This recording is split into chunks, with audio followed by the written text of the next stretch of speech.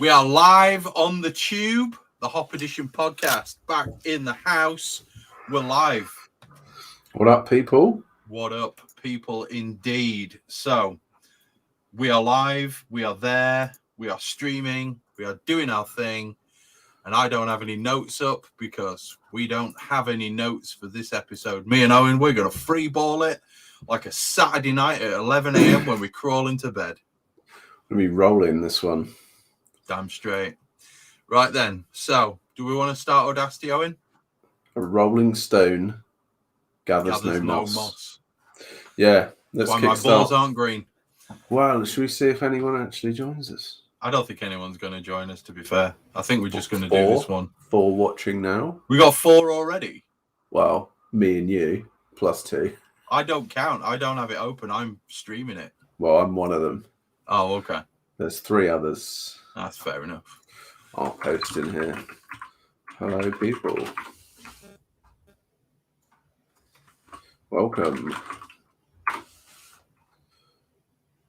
Brewcat.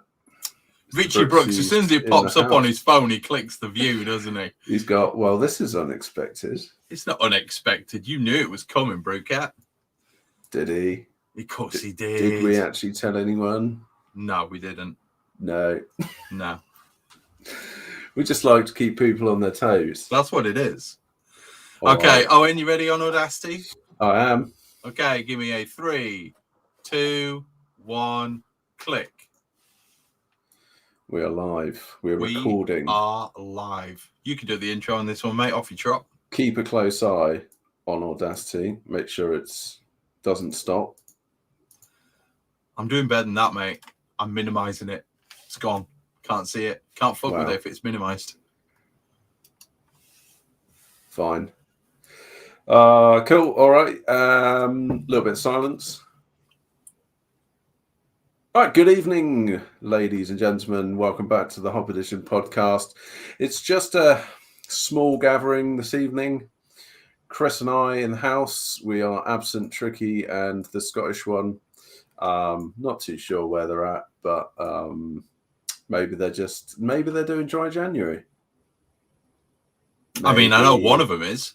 Maybe they have eaten too much at Christmas.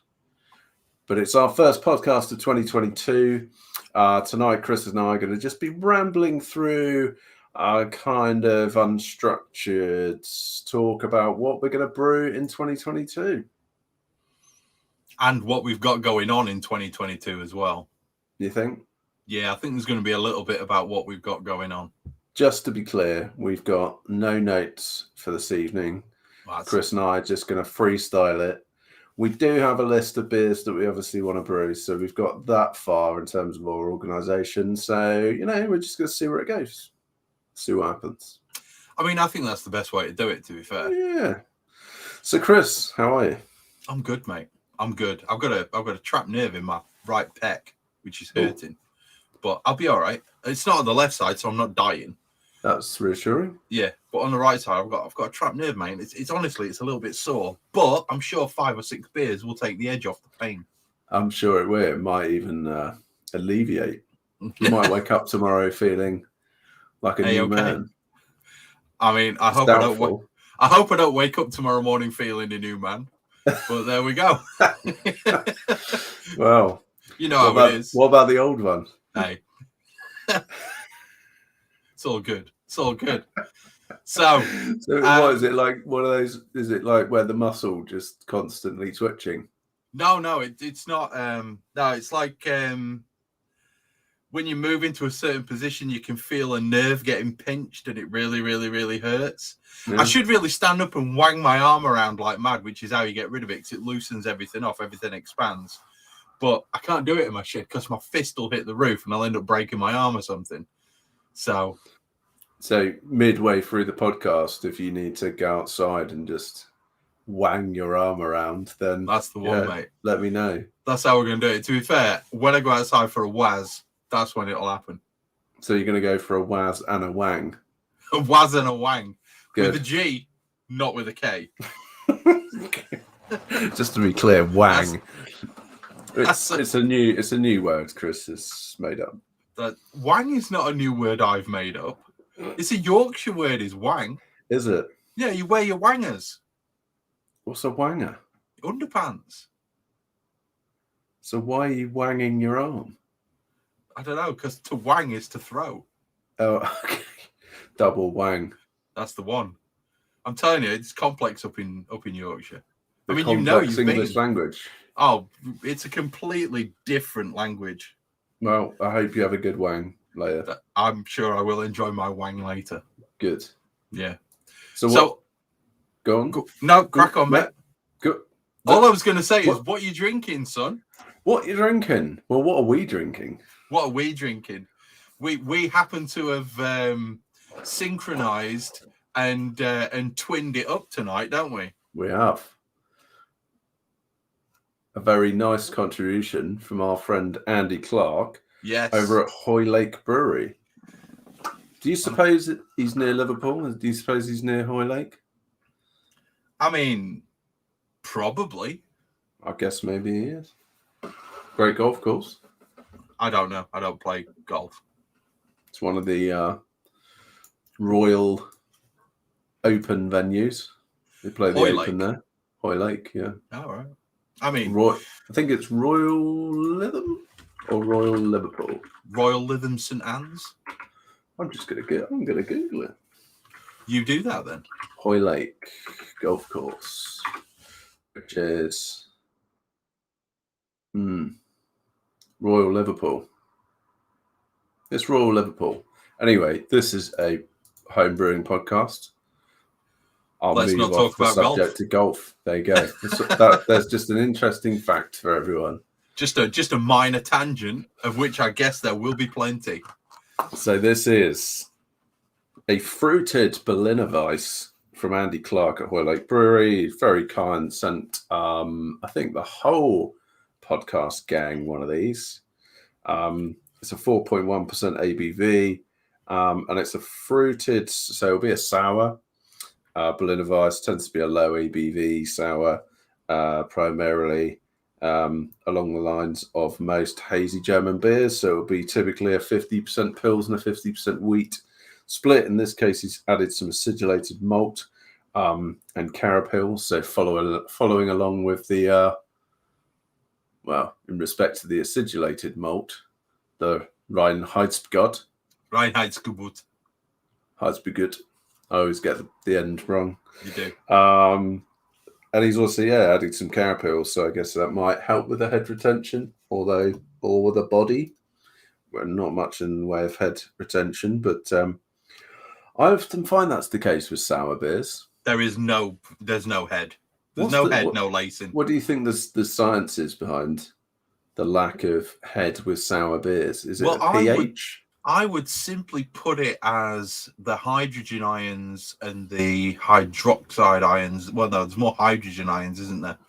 Probably disrupting the interstitial van der Waals bonding between the water molecules. Good. I'm glad I asked. Total guess, by the way. Probably wrong. Who knows? It's probably got something to do with the fact that they're quite... Most of the time, they're not really heavy-bodied, are they? No, they tend to be... Yeah, other than like your really crazy sours that are got a crap ton of lactose in them and stuff. Most of the time they do tend to be quite drinkable, relatively dry beers, right? I mean, yeah, I can see where we're going with that one, but I do think that we need to talk about this a bit more before I've finished it, because it's going down a bit quick. Yeah, so this is, let me get on with it then. So the hops are Cascade, the yeast is pretty sour, so it's classic kind of easy souring method. And in the secondary is mango puree and passion fruit puree. So not totally dissimilar to the one that I did, actually, which was mango, passion fruit, and peach. This is, I mean... Pretty similar. What's your opinions on this beer then, Owen? Oh, it is a delight. I mean, I'm not picking up any flaws in the beer at all. It's super fruity. It's got a lovely fruit aroma to it. The mango really punches out. And I think actually the passion fruit brings like a zing. It brings Yeah. more of a zing to the sourness, but the mango, I think, balances that out with the creaminess. With a creaminess and a little bit more, I guess, perceived sweetness. But perhaps you just associate the flavor of mango with sweetness. It is a really nice beer. To be fair, super. It is a really, really nice beer. Smells incredible. I'm very much enjoying this. I want to swim in it. I mean, I don't think that I'd die very quick if I did drop into a vat of this. I'd have to keep getting out to go to the toilet. But it's a really, really, really nice beer. For sours, this is a clean beer.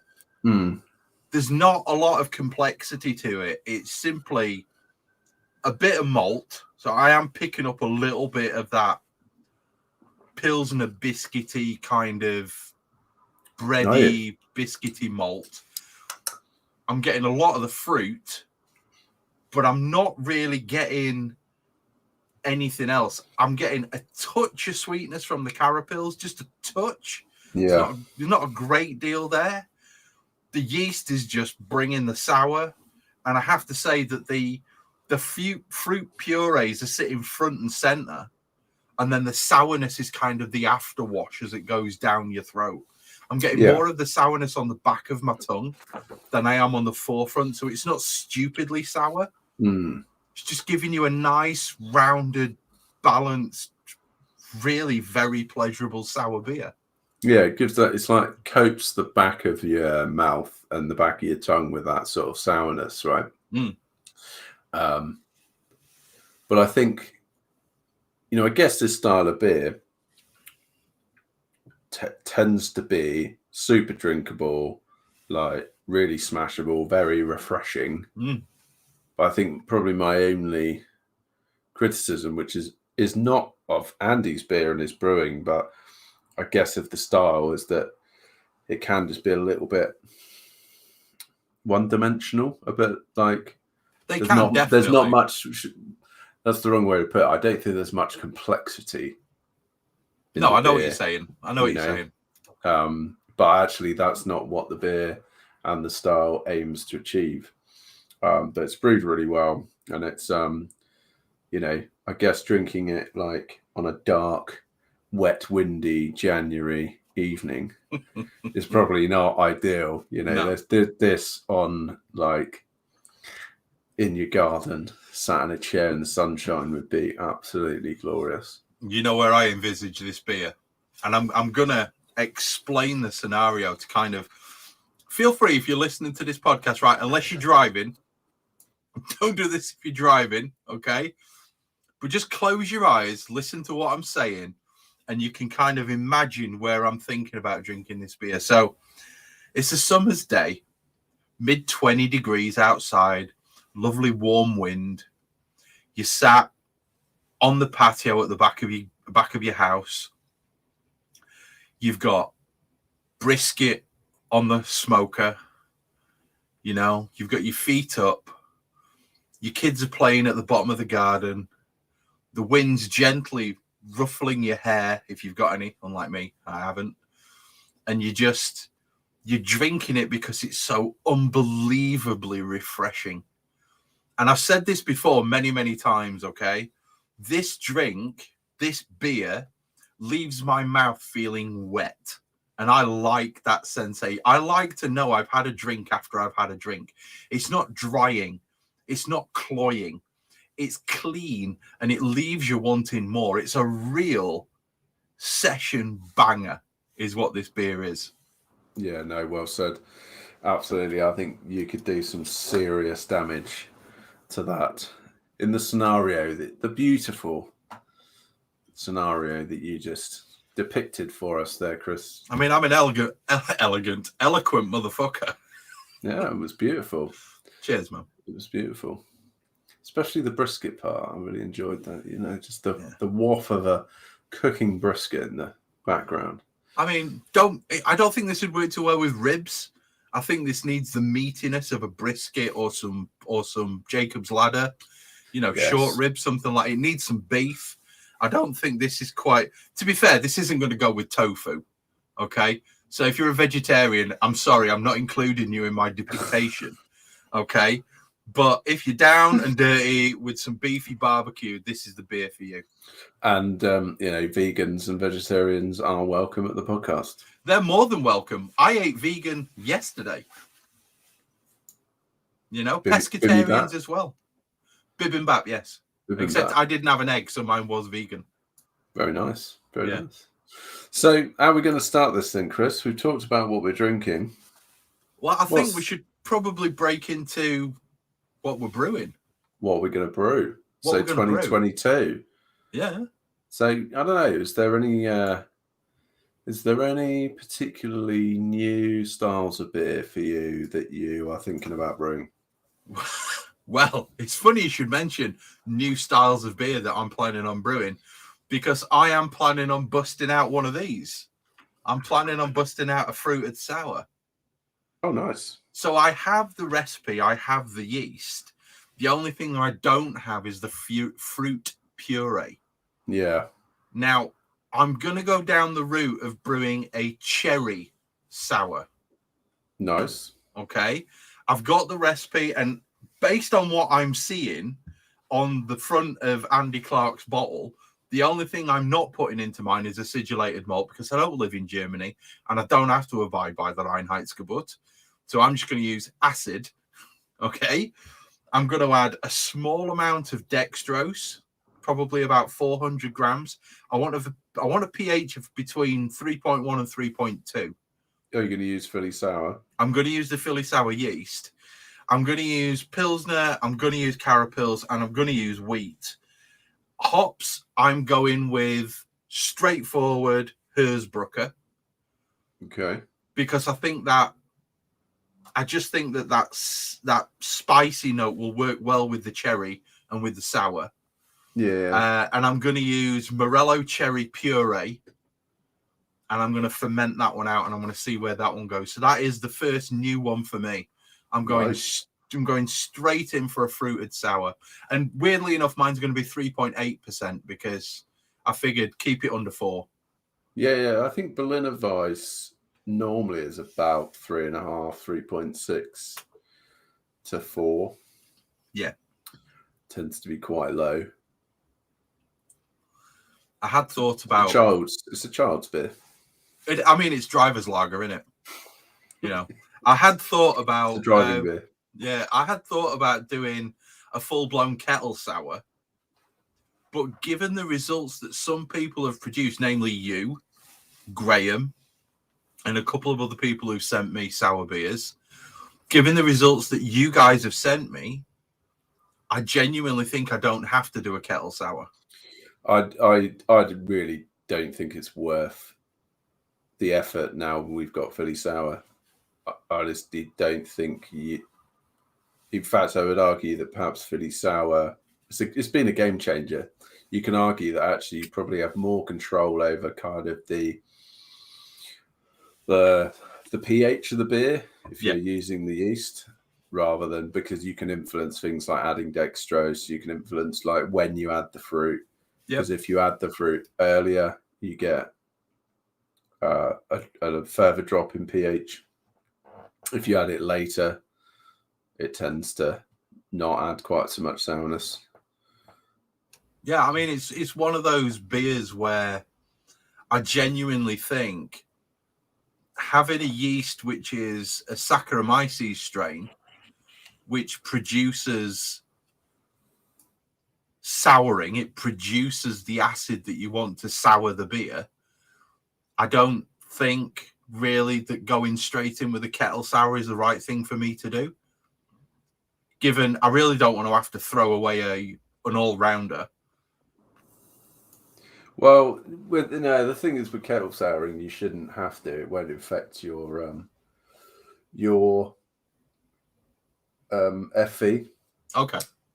Because you boil it afterwards, don't you? Because you boil it afterwards, but it is a real pain. It is a pain in the ass because you have to do your mash, Vorloff, sparge, sour it in effect for 24 hours. Then you've got to finish the brew day in terms of boil, cooling.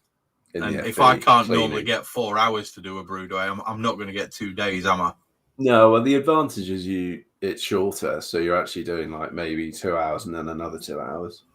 So but it's just and actually the results can be a little bit shady because you've got to purge with CO2. If you get too much oxygen in there, you can get butyric acid production. You can get all sorts of weird stuff going on. So you've got to be a little bit careful. Whereas with Philly Sour, you don't run any of those risks really. You just pitch it. Yeah, exactly right. You just pitch like any other dry yeast, and actually, I don't think I've really perceived any significant quality difference between kettle souring versus. Yeah. You know, there's a strong argument amongst those, say on Milk Funk, or those that are like real aficionados of souring, and that souring using like spontaneous fermentation and other kind of bacteria, pediococcus or whatever, or using and actually pitching lactobacillus, you get a more complex, also they say, more complex flavor to it. And you probably do, to be fair. I'm sure you do. Yeah, I'm sure you do. No, but the reality is, in something like a fruited Berliner Weisse, is that complexity going to come through when you've put all that fruit on top of it? I'm not really sure if it was ever really designed to that particular style to warrant it. You know, I think kettle souring achieves what you want, which is just a nice clean soured beer. So yeah, it's a great option. I guess what you're going to be brewing at beginning of summer, June time? No, I was planning on brewing it around about Easter. Easter. Okay. Mainly because I'll get a week to myself where the kids are at school. Yeah. So that week that I've got to myself, I am planning on knocking out 2 brews on that week. Yeah. So I guess the thing with they should store, right? Adding fruit is always like a little bit tricky with then storing beers for a while, but I mean, I'm not too fussed. I'm not planning on keeping it specifically for the summer. I am planning on just making it and then drinking it and sending quite a lot of it out in beer mail. I look forward to it. Because basically every brew that I'm doing this next year of the 1, 2, 3, 4, 5, 6, 7, 8, 9, 10, 11, 12 beers that I've got planned, I'm planning on sending every single one of them out to you guys. Nice. I have been lax with my beer mail, and I believe it's time for me to basically sort my shit out and look after the peeps that I love, you know? I've been in the same boat. Like, I've been promising beer mail for way too long, and I need to just... And I haven't really got an excuse. You know, I've got like a bottling tap. Yeah, so like, I don't know what stopped me. There it is. But I need to do the same thing. So I mean, here's the weird thing, right? I've had 2 or 3 beer mails off Brett Harmon. I've not sent him a single beer. No, I feel Brett sent me a load of beer, and I need to repay him big time. I think I have given him one beer mail that I actually physically gave to him rather than mailed it to him. But well, if April happens, I'm going to be bringing down a bag specifically for you boys. That's true. You know what I mean? That's a good way to do it. Indeed. Nice. So talking of soured beers, come on then. A little bit about, actually, it's technically not a beer that I've brewed in 2022, but the current beer that's in the FE is a American Farmhouse ale that I've just made, which I have fermented not in the Firmzilla, but I've used my stainless steel flat bottom FE because I pitched a blend of yeast. So this is a Saison yeast that also has Brett in it. So Brettanomyces. So you're going goatee? Yeah. So, goatee, probably kind of fruit contributions, pineapple kind of thing that you can get from Brett. You're going full goat, mate. That's what it is. I hope so, because I absolutely love that goatee funk. I know you thing. do. You know, I'm a big fan of that. Just remind me to give a shout out at the end of what you're talking about. All right, cool. So this is a dry hopped saison with Brett, and it's got Sabro and Mosaic in it. But in relatively small quantities, to be fair. So it should be a relatively balanced beer. It's taken an age to ferment out. It's just been fermenting so slowly for ages. And I literally dry hopped it yesterday. And when did we make it? I made it on when we caught up on the 27th. So I guess it hasn't taken that long to ferment out, but 2 weeks. What's that? 2 weeks, and it was just like blup, blup, blup, blup, like that for a solid 2 weeks. You know, when like most beers you make within 24 hours, yeah, it's going off, right? Yeah. Never did that. It just kind of plodded along nicely, which actually sometimes I think is quite often a good sign. You want nice especially fermentation. Especially when it comes to Brett and the funky yeasts and the bacteria and stuff that you can put in there. You want that nice steady, because they're not supposed to be rocket ships. They are not quite. They are not. They are the opposite. And to be fair, I haven't really. This is probably my first foray into using Brett. I think I've used it once before. In fact, this is a rebrew of a beer that I made, which I think was actually only maybe my third beer I ever made. So your third beer was full on goat? Yes, it was a Farmhouse saison. Yeah. You're a brave man. Yeah, and actually, it did end up really goaty, but it didn't end up very sour. So I'm kind of hoping this one does come out a little bit more sour. What have you pitched to give it the sour? The by all accounts, I don't know, because the yeast just says that it does add some souring. So I don't know what else might be in it. I guess it must be lacto, but so we'll see. We'll see. I was in two minds as to whether I actually pitched some lactobacillus as well. But that ship sailed. You may end up at pH 2. Yeah. Maybe. It'll be interesting. It'll be interesting to see what the Brett's brought, because in reality, the goatiness and that kind of funk tends to only arrive after a long period of time. It's normally a year, isn't it? Yeah, it's once it starts really munching on the unfermentables. So are you just going to leave this for a year? I don't know. I may actually just try and put some in glass and then see what happens with it. If I were you personally, if you're gonna do this done properly, I'd give it at least 6 months. Yeah, I may just leave it in the keg, and I might keep it warm and see what it does. I'm sure. Can you not just leave it in the stainless fermenter? Yeah, potentially, but yeah, I could bring it inside. I'm guessing. I'm not being funny, Brett. I'm not being funny, Owen. It's not going to get infected, mate. It already is. Yeah, this is true. Do you know what I mean? You could probably do this one open. I don't know. The last thing you want in there is Acetobacter, though, isn't it, really? Exactly right. If I get too much oxygen on it, there's a good chance it might end up like vinegar. But I used the Omega Coast to Coast American Farmhouse yeast, which is produces a pleasantly dry beer filled out with aromas of white wine, hay, and mulled citrus. It's a STA1 positive gene, so it has the ability to metabolize dextrins over time, which I compensated for with the recipe design in not allowing too high ROG. So I was kind of acknowledging the fact that what I didn't want it to end up being is like a 6.5% beer.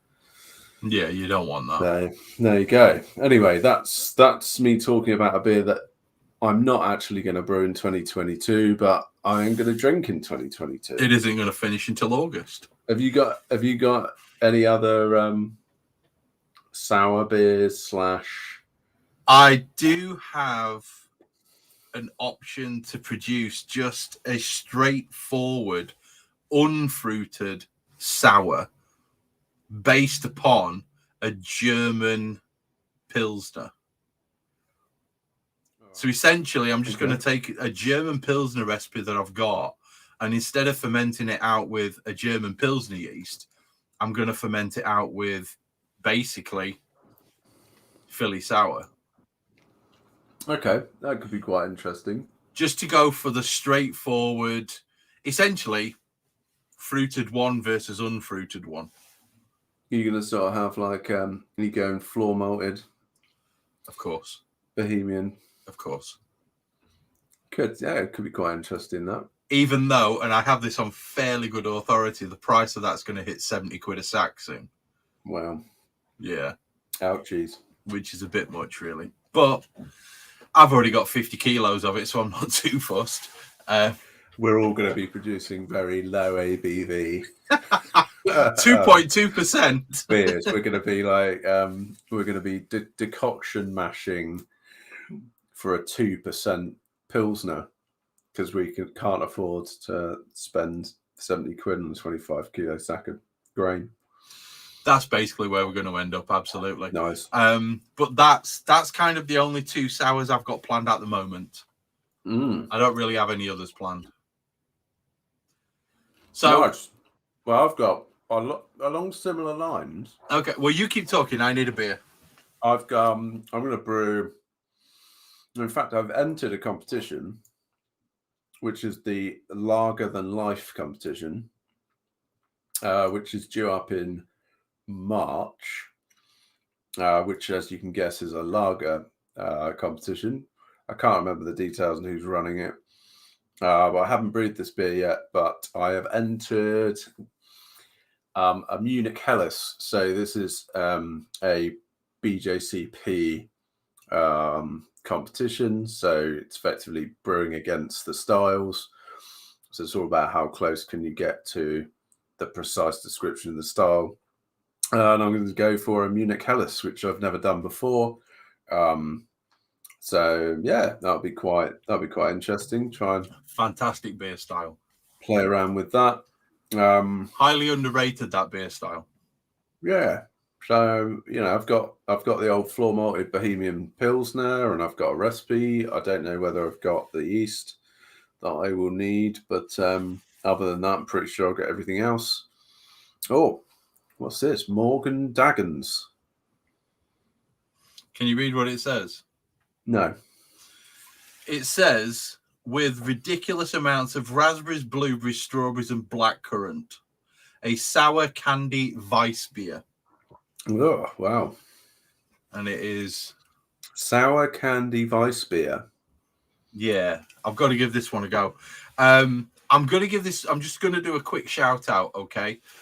For those of you who love craft beer, we're always looking out for a place which gives us a lot of choice, and more importantly, it gives us great customer service. Now, I've used these guys twice. Okay, I've made orders from them twice. Once which I had it delivered, brilliant. Once which I went and picked it up. Okay, now this place is called the Rainville Superstore, and it's in Leeds. It's actually just outside Armley. It has currently, in stock, 865 different beers from all over the world. And this shop, I walked into it when I picked up the order on Friday, yesterday. And basically, it is wall-to-wall, outstanding bangers. Just bangers, okay? At the moment, the only reason they haven't got the normal 1,300 beers is because they've kind of been hit pretty hard over the winter and over Christmas for people wanting IPAs and pale ales. So their IPAs and pale ale stock's gone down a bit. If you are after sour beers like this, crazy sour beers, as well as bretted goat beers, proper top end, amazing, like really, really, really heavily bretted beers, Rainville Superstore is a place to look. Reasonably priced, great customer service. And I told the guy, I said, look, you've been perfect. You've been brilliant. I'm going to give you a shout out on the podcast. Rainville Superstore in Leeds is a brilliant place to get beers from. Strange choice of name for a beer shop. It's on Rainville Road. It used to be a supermarket. Okay. And the guy decided he was making more money from craft beer than he was from selling bread. Okay, nice. I'll check it out, especially given the mentions around how much Bretted beer they might have. Well, they had at least 12 bottles of the Duchesse de Bourgogne.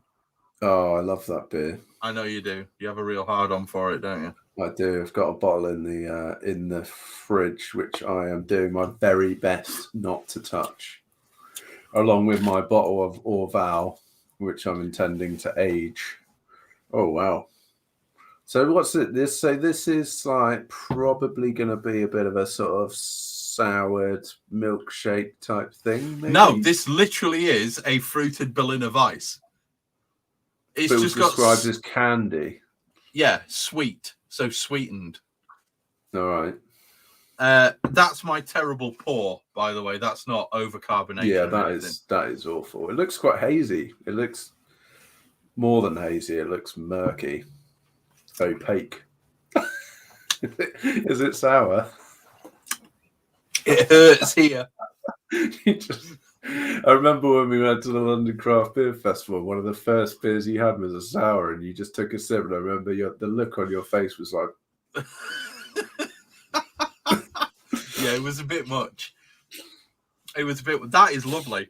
That is straight raspberry puree with beer in it, that. Nice. So where do we go? Where do we go from here? Anyway, sorry, you were talking about... Munich you were talking about your Munich Hellers, and I rudely interrupted you. I'm sorry, mate. No, I was kind of wrapped up, to be fair. Not a lot to be said other than, lager production. So I've got a couple of other lagers on the, one's a kind of lager, hybrid.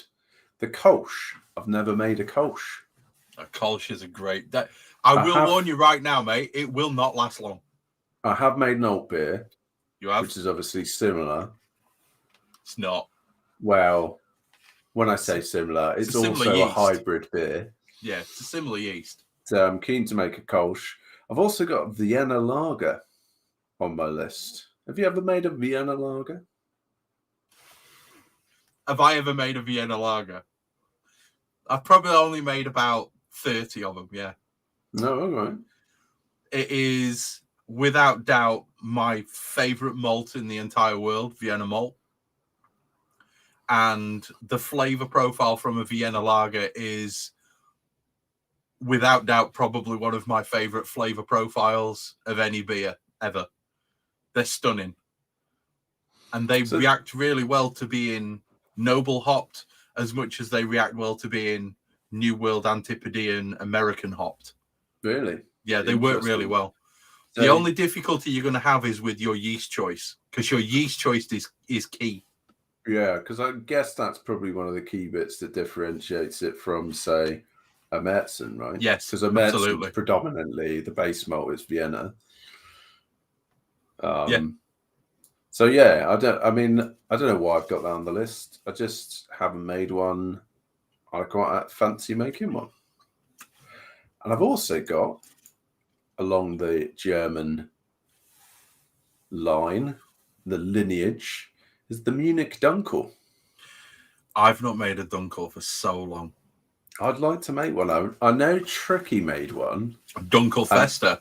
And the Dunkel Festa, and he sent a bottle of that to me. I even recorded a beer review for him, and the audio screwed up. So all I had was hissing all the way through the video. I was absolutely devastated.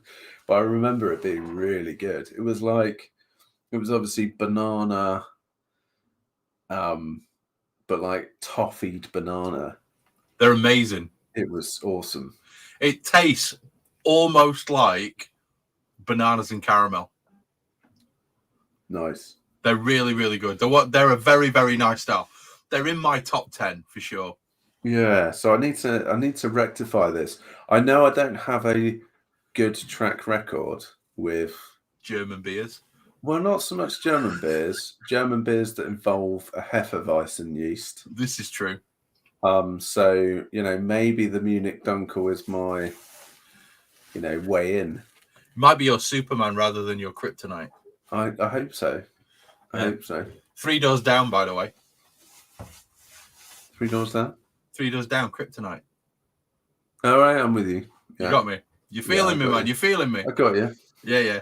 An amazing beer style, and I really hope I receive a bottle of that because I'm looking forward to that.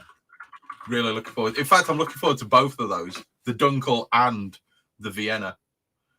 They both sound amazing, mate. I would recommend, though, if you're going with the Vienna, don't go too heavy on the Saz. Lean on the Pearl for your bittering rather than leaning on Saz. Too spicy. The spicy note, I find it can be a little bit confused with the sweetness that you get from the Vienna malt, and it can almost override the Vienna flavour quite a bit. You see, I'm not a big fan of Pearl, so... use it for bittering. You don't really notice it late on in the beer. But if you use the Saz for bittering, you still get the spicy note coming through in the final taste.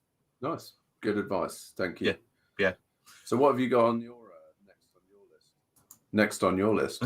What about the microphone? You were muting yourself too quick there, weren't you? I was, yeah. I got just to let you know, happy. If you look at your video Ninja window and you just mute yourself on a mic there, it mutes you on Audacity, so you don't need to touch Audacity. Oh, winner. I was today years old when I found that out. There you go. It's a miracle, right? Brilliant. Saves us from pausing Audacity all the time. I better make sure mine's still running. Yeah, it is. That's good. Okay, so the next one that's on my list is after the overwhelming success that was Mr. Richard Brooks with his N-word, I'm planning on using, and if you want to know about the N-word, then you need to go to my other channel on YouTube, which is Homebrew Reviews with Alchemist. Currently 9 videos up there, so you know which one you'll look for. Big green biohazard sign. That's me doing reviews of homebrew that people have sent to me. I did 5 reviews in one day whilst we were having a bit of a session on the 27th of December. And the standout beer for me on that day was the N-word by Richard Brooks, which was basically a pale ale which had been hopped exclusively with Nelson Sauvin. And it was, without doubt, beer of the year for me last year. It was the best beer, commercial or home brewed, that I drank last year. It was phenomenal. A latecomer. Oh, I'm telling you, man. I swear, if I'd have had a keg of that would have been all I would have been drinking from the moment I tried it. It was a latecomer to the charts. Stormed the charts. It was. It busted straight in at number 1. It was a great beer. I need some Nelson Sauvin in my life. Well, I'm ordering a kilo, so you know. Yeah, I was literally looking at a kilo and Get a Brewed yesterday. My next hop order from Get a Brewed is currently up to 160 quid. I'm drinking a beer from Madison Rose Brewery. SH Hokum Stomp. Yeah, sounds like a good one. 6.1%. So anyway, in homage to Mr. Richie Brooks with his N-word, which I'm planning on recreating just so I've got a keg of it myself, I'm planning on producing a range of single hopped pails utilizing the same grain bill and the same hop timings, just adjusting the amounts of hops so that I end up with roughly the same number of IBUs. I really want to get down and dirty and deep into some of these hops that I've been using exclusively in a blend with other hops. And I just really want to get in there and just see where I can take these hops as far as hot side versus cold side versus, whirlpool versus dry hop. And I just want to see where we end up with these beers. So I've currently got 4 hops that I want to try in that single hop style, but I'm planning on making at least one batch of the N-word because that was quite literally the best beer I had last year. So what hops are you going to think about using instead? Well, I'm planning on trying El Dorado. Nice. I'm also planning on doing one which is purely Galaxy. That 2016 Galaxy that everybody wants that I've got. You son of a bitch. I know, I'm a dirty bastard, aren't And I'm also planning on using the one that Tricky put into the last hop tester, that Most. Yeah. Or Must, however you pronounce it. Must. I'm planning on doing one in exactly the same vein, because Tricky obviously limits himself to 100 grams because that's the hop tester recipe and style. But I'm planning on going hardcore with it and seeing where I can really take that strawberry flavor. And yeah, the other one, which will come as no surprise to anybody, is I'm going in there with Bramling Cross. Amazing. There's a Bramling Cross Nipah on the list as well, but I firmly believe Bramling Cross is an underused hop, and I'm going to see what I can do to kind of. Well, I mean, it's a tester, isn't it? You know, yeah, right. Yeah. It's a tester. We're going to see where we end up. Well, I mean, speaking of Bramling Cross, I mean, I'm drinking the Hokum Stom, which is almost exclusively hopped with Bramling, and the fruit flavor on it is insane. Yeah, I know, it's mad, isn't it? Like, it just leaps out. As soon as you put that into a dark beer, all you get is fruit.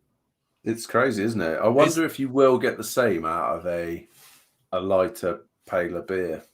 There we go. That's what we're going to test. Do you tend to? I mean, I'm not sure if I've actually had a pale beer with Bramling Cross in it.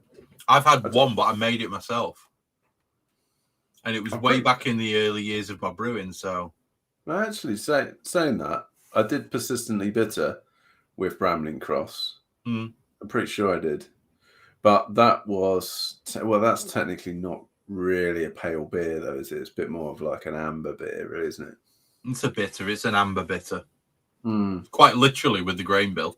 Tell you what, so the next podcast we're going to be doing, which is on the 22nd of January, so put that in your diary, that is going to be the rerun with Matt Curtis, who unfortunately couldn't join us on the previous podcast, which was back in December.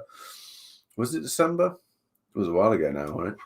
It was December, yes. I'm going to be sending out a hop tester of my own. So I've taken Tricky's hop tester recipe and I have made it with a mystery hop. And I reckon when you taste this one, Chris, you might be quite tempted. Is it Magnum?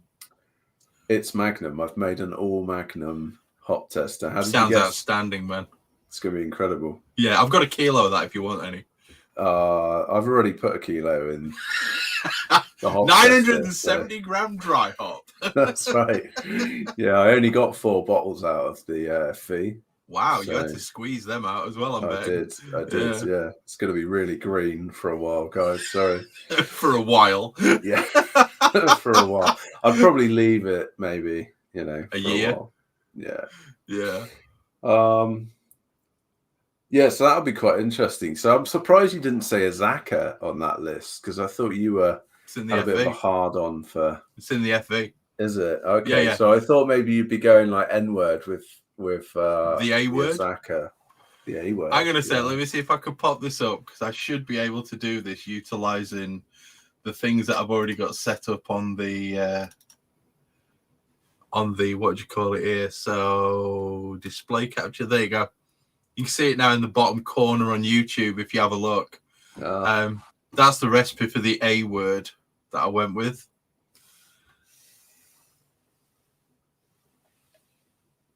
Oh, so you've already made it? I've already made it, mate. It's in the FV. It just needs transferring.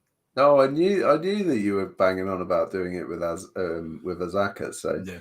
I'm impressed that you've cracked on and done that. It is one of my favorite beers. I look forward to trying it. It's it's one of my favorite hops is Azaka. I really like it. I love the fruity flavors that you get from it. It's very nice. Yeah, I mean, I think Azaka.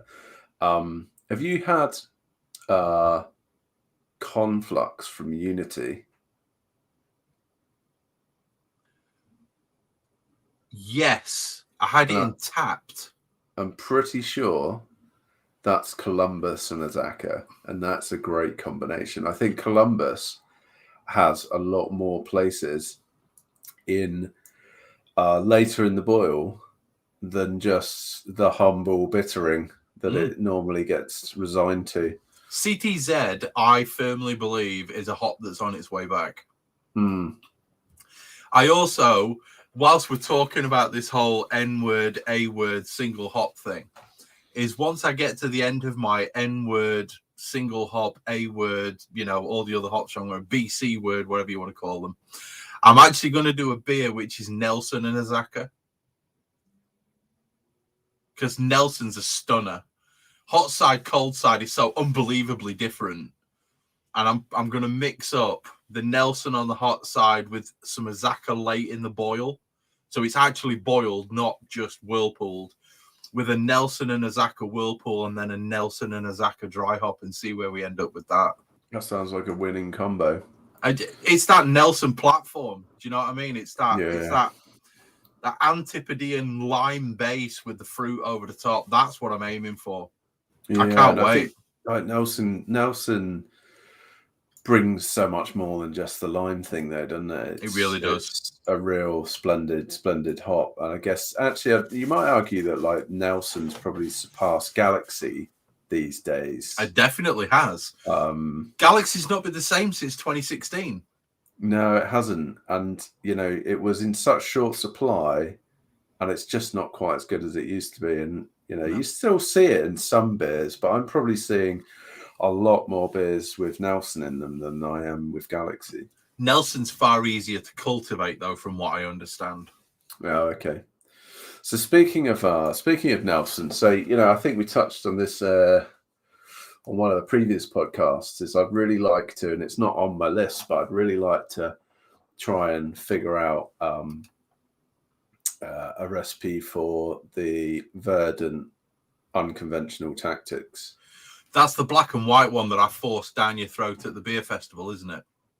I don't think it was actually. No, the unconventional tactics is the all Nelson double IPA, and then they've also got conventional tactics, which they've now released, which is the 6.5% version, which I think I might have. I don't know which one I prefer, but they're both absolutely amazing, and they're all Nelson, more or less. I think there might be something else hot side, but I think that was what Richie Brooks said. I think he said that he thought his N-word was going to go down the same route as conventional and unconventional tactics. Yeah, well, that's kind of, I guess, where he's used all Nelson, and I like that idea. So, yeah, I'm probably gonna rip it off, but I'm gonna probably try and do it in a 6.5 to 8% full-on dipper, the hazy New England IPA, basically. You know the problem that's going to happen there, though, don't you, Owen? I'm going to drink it all. You're going to really enjoy this beer, right? And you're going to end up doing 9 pints on a Tuesday night. Not likely. I'll leave Mon de Bevies to Andy. Leave that one to Mr. Lynch. Oh, yeah. Absolutely. So that was a little foray. Talking of hazy beers, obviously I've got quite a few hazy beers on the list. I mean, I'm just going to finish my beer while you talk about them. Have you seen this? This is fruit puree, right? Yeah, this is I did just think it looked a bit chunky. It's amazing, right? If you want a decent beer, and you can get this from Rainville Superstores, it's called Gut Gris. I don't know how to pronounce that properly. Is used in the house? If he is, used, tell us how to pronounce it. It's only a 330ml can, and it's only 4.5%. But this is an absolute banger. This is a really nice beer. I mean, it's not really a beer. What was it, like 4 different fruits in there? It's got raspberry, blueberry, strawberry, and blackcurrant. Nice. That's amazing. A good combo. That's a good amazing. Combo. It's a summer fruit puree in a beer. So yeah, I mean, it's almost a triple fruited goza without the salt. Yeah. Yeah. Nice.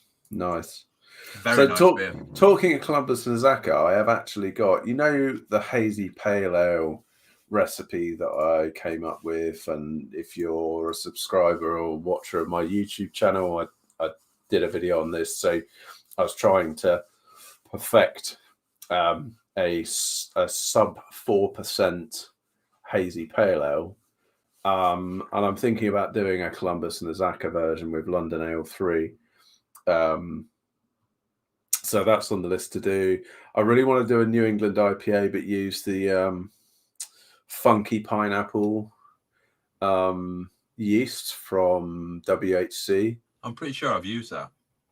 Which is an STA1 gene. They thought it used to be a Brett. They used to think it was a Brett yeast, and they actually discovered that it's in that case I've not used it. Maybe different that it's a sack yeast, but apparently chucks loads of pineapple. So I'm quite keen to try that out. I'm pretty sure Timmy did a NEPA with it.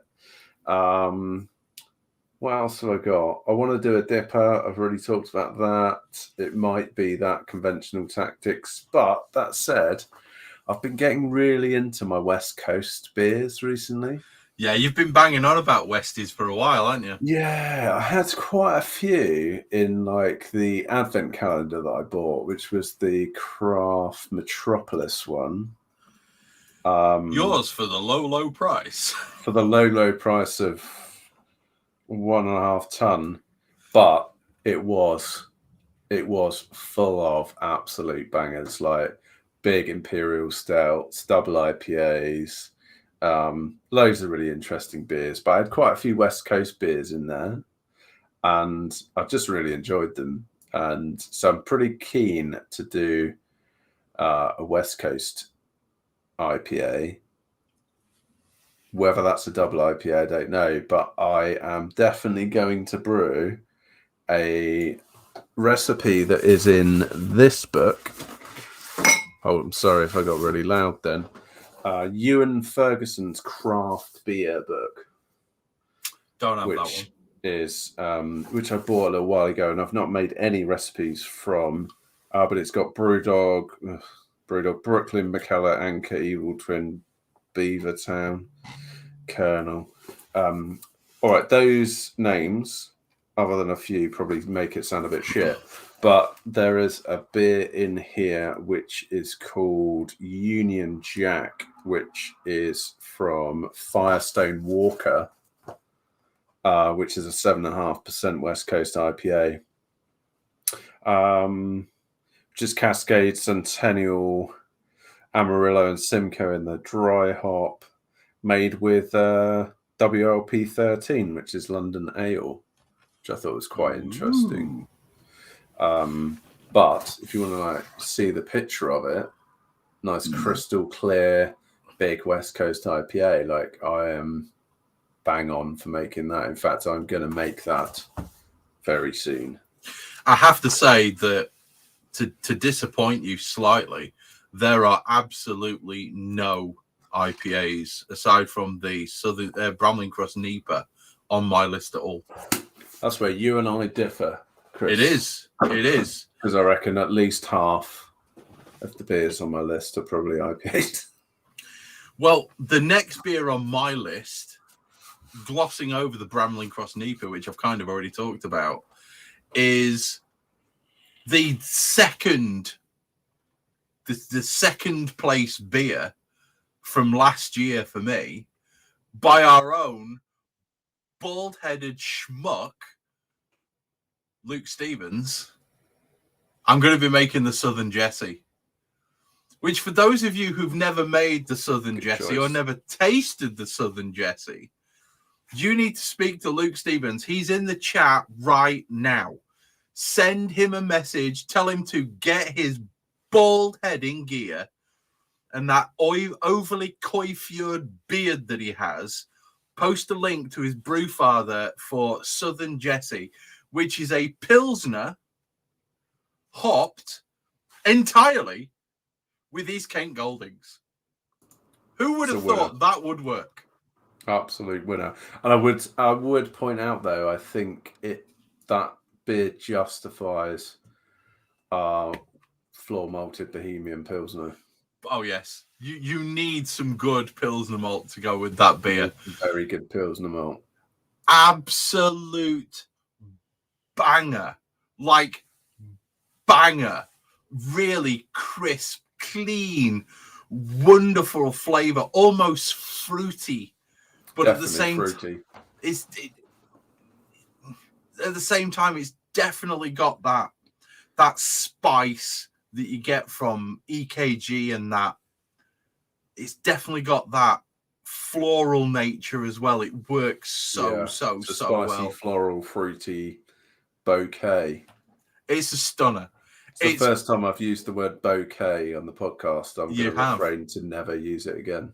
I mean, you used terroir once. I've said terroir more than once. I nearly kicked you off the pod the first time you used that, I'll be honest. I'm like, he's using a fucking word there. I don't know what's going on. He's like, right, that's it. But it's a superb beer. It's Southern Jesse. And, you know, what more needs to be said? It's a banger. Use it. Go for it. Brew it. It's amazing. Good choice, that. And for Luke to just kind of come up with that effectively experimental, take a Pilsner recipe and use an English hop, you know, that's an exciting step in the right direction, isn't it? It's I don't want to use the phrase something about a foreskin, but he is pushing back the foreskin of brewing science with that one. I just teed up for you. You did. Cheers, buddy. Out the park, home run. Beautiful, nice. Beautiful beer. So I want to talk briefly about a beer that Graham Hughes, good friend of ours, excellent home brewer, supporter of podcast, legend, sent me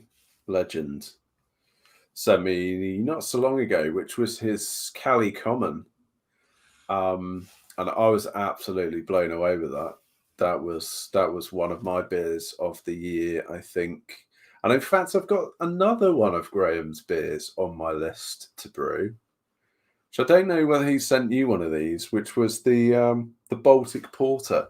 I had the Georges Washington, yeah. Yeah, the Georges Washington. I mean, I did a beer review on my YouTube channel, just the Blue Trouser Brewer, for anyone that's listening and wants to check it out. Shameless plug.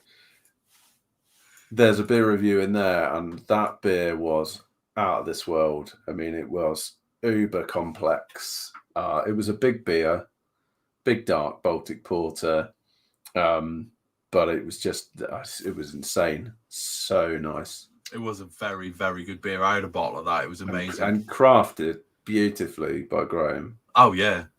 Yeah. Not an easy style to nail, I don't think. Wasn't that he modified the one out of the camera book, didn't he? Yes. He modified it slightly. I don't know how exactly he modified it, but he did. Another great beer. Really, really good beer. It was You're only down the road from him, aren't you? Yeah, well, you're probably hour drive. Yeah. Beautiful, beautiful beer. Well done. To be fair, he gave me when he came up for the Leeds weekend, he gave me a coffee and chocolate porter, which was a recipe that he'd had as he calls it, as a cart filler from the malt miller. My God, that was a good beer as well. The coffee porter, that was really, really good. I remember I made probably my very first porter, which was from the Bible, which was the brown porter. Not sure if you've ever made it. And I brewed it, and I was like, you know what, this is just something missing. So I decided to chuck some coffee at it and turn it into a coffee porter. And that was actually a really nice brew. And I remember drinking Graham's coffee porter, which arguably was a lot better. But and it reminded me about how much I enjoy a coffee porter. Absolute peach. While we're talking about porters, I'm planning a rebrew of the Legend.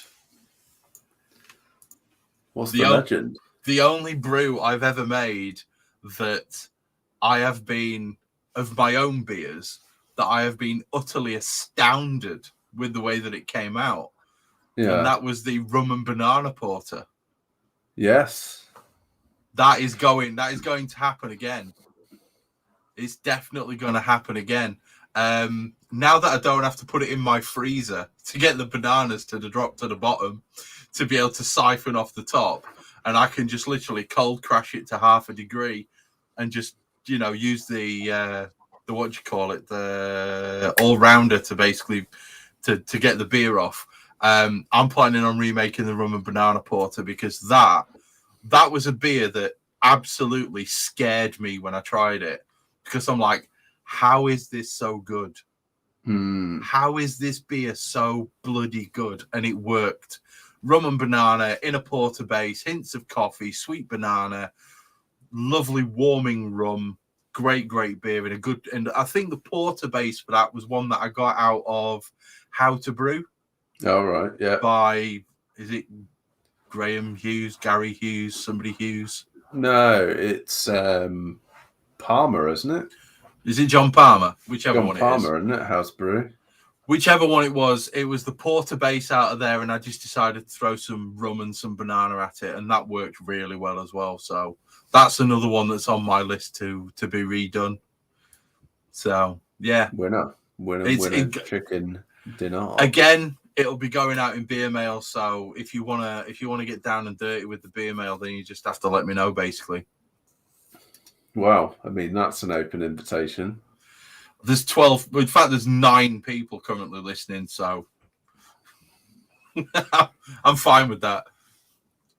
I'm not sending any abroad, though, so if you're foreign, you're out of luck. You're going to have to make it yourself. You'll share the recipe. Oh, definitely share the recipe. Speaking of your recipes, I have got 2 on my list. One is clearly persistently bitter, which I'm just going to have to rebrew to get on the handle. According to Form, J Fork has made it so far. Thomas H has made it from Sweden, Norway, wherever he is. Yeah. There's a few people who've made persistently bitter, and I've not had one single bad bit of feedback about it yet, so I'm happy. Oh, J Fork was waxing lyrical about it earlier. It is a great beer. So the other one, Chris, is the Mango Hef. The Mango Hefe. The Mango Hefe is going to go. You're going dirty with the Hefes this year, then? On the list. So I remember you saying about how wonderful that beer was, and I remember giving that beer. I think I did, and it was very, very good. And I remember saying that actually just a little bit of lactose might just. You go with the mango lassi version, are you? Yeah, I might go. I'll add that on. Mango lassi Hefe. So yeah, that's going to get brewed up. I reckon probably summertime for that baby. Yeah, that one will be made by me probably sometime around about early July. Yeah. Right, hit up some of the ones on your list because I'm going to have to leave you to it for a minute. I'm pretty much out, but one of the styles that I'm planning on doing that I've not done before is an ESB. Now, I'm going to put this one out there to the listeners of the Hop Edition. If you have a tried and tested and what you consider to be good recipe for an ESB, then please let me have the recipe, because I'm struggling to find any that have got good feedback, with the exception of Clive Cutter's. And I know Clive's is a good one because there's a lot of other people who've made Clive's. They all say it's a great recipe. But obviously, being a scientist, I can't just take the first result. I have to have a few and then work my way through, because that's basically how I work. But an ESB is definitely on my list. I have a really good yeast for it, which is the Lalmand London dried strain.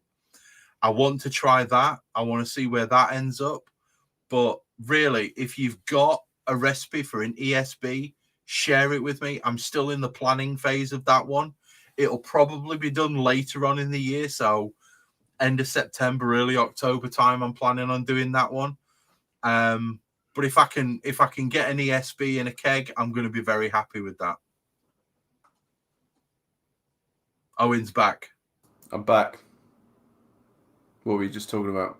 Oh, ESBs. So I've got ESB on my list, but I'm still in the planning phase. I'm still trying to find a recipe. Gary Hughes has just offered me a recipe for his ESB, literally right now on chat. Gary, please send that over, mate. When I've made it, I'll make sure I send you a couple of bottles along with whatever else I've got on my taps at the time. Yeah, I'd be keen to see that recipe too. I think ESBs are notoriously a difficult style to brew, actually, to just get that it's the balance of it all. So it doesn't come out too dark and roasty, or it doesn't come out too pale, and it coming out the right ABV to fit the style, and it not being too thin.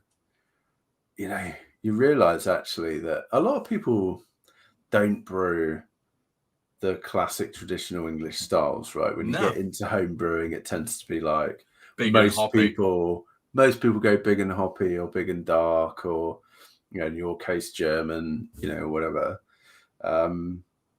But it's actually traditional English styles of beer are actually really difficult to brew. And why do you think it took me? They're so nuanced, and yeah, you know, it took me literally 7 iterations to get persistently bitter to where it is. And Thomas has just turned around and gone, his 3rd batch of persistently bitter has just finished. You know you're doing it right when somebody from Norway or Sweden or wherever he is, I think he's Sweden, isn't he? Sweden, yeah. Yeah, is making your beer in probably one of the coldest climates on Earth. Respect. I did read that comment. I was like, my 3rd PB is finished. I was like, his 3rd personal best? Yeah. I was like, what? Okay, whatever. Oh, legend. Yeah, that's where a lot, like you say, it's really, really difficult to nail a good English style. Okay, so even an English pale ale is difficult to nail. An English bitter is difficult to nail. An English IPA is really difficult to nail. Porters are hard to nail, especially in an English style using English hops. You know, you've got a lot of English styles which are really, really tough to get right. And like you say, one of the things that people tend to miss is they tend to miss the mouthfeel. They tend to miss the balance of the, for want of a better term, they get the boo to goo wrong. That's what they tend to do. Yeah. And that's where I spent as much time as I did with persistently bitter, getting it to where it is, was balancing everything. Some batches that I did, I had far too many hops. Other batches, I had far too much yeast flavor. Other batches, I had far too much of the darker malts in there, and it came out a little insipidly sweet. Yeah. And once you get that balance right and you hone it, you're good. And I will totally let you know what I think of it, Gary. Absolutely. Absolutely, I will. So that's me, an ESB. I've only got one more beer on the list that I'm definitely going to brew. Go for it. Brown ale. Interesting you mentioned brown ale. Aussie's brown ale. My son. Aussie's brown ale. Aussie's brown ale. So to what extent? Explain to me. I know that your son came up with this idea of brown ale, and to what extent did he contribute and or write the recipe? Okay, so we were talking about a beer that we wanted to make together because he decided he wanted to spend a day brewing with his dad. And I'm like, well, what do you think? What do you want? And believe it or not, version 4 of Persistently Bitter, or version 3 of Persistently Bitter, actually, had just gone into the keg. And it was sitting there and it was waiting to be tried. So I came down to the shed and I pulled myself, just a small glass, had a couple of gulps, and there was about that much left in the bottom. And I put the glass down and I went into the house to grab something. I came back and my glass was empty. Right? Clearly, Oscar had nicked the last of it. There was only probably 10 or 15 mil left in the glass. It was not an issue. And he said, Daddy, I like this beer. I want to make something like this. And I said, well, I'll tell you what, let's go back into the house and grab my brewing books and we'll see what we can come up with. And we went in and we were looking at some of the books that I had, and he came up with a Northern Brown Ale and a Southern Brown Ale. Now, I can't remember which book it's in, but I think it might be How to Brew. Right? And he's got the two side by side, And he went, well, we've used that hop before in a brew daddy, and I didn't like that one. And then we've used them hops in a brew daddy, and I didn't like the smell of them ones. And I'm like, well, I'll tell you what then, let's come up with a recipe together. So we sat down, we wrote it out on paper. It was basically an exercise for me to get my son to read a book. That's what it was. And he was reading it, and he was struggling with some words, and we went through them together, and we got to the end. And it's basically the recipe that he's come up with. It's a mashup of a northern brown ale and a southern brown ale with some quintessentially English hops in it. And that's where we came up with it. And the yeast that we used was the only yeast that we had in the house, which was SO4. So it's effectively a Midlands brown ale. It's somewhere around about Birmingham, yeah. But weirdly enough, it works really well. It's a Birmingham brown ale. It's a Birmingham brown ale. Not a recognised style, but... Not yet, but give it time. I invented the IPL, mate. So I've also got 2 brown ales on my list to brew. One is Janet's brown ale, which is a pretty famous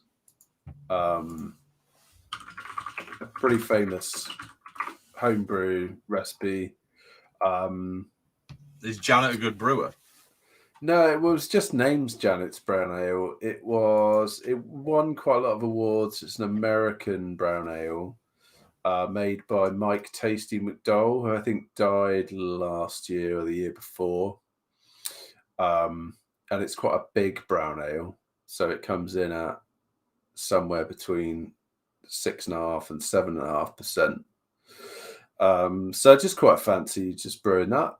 And seeing, I've never made an American brown ale, and fancy doing that. And the other brown ale that I've got is a creation of my own, which is I'm calling the Campfire Brown Ale, which was inspired.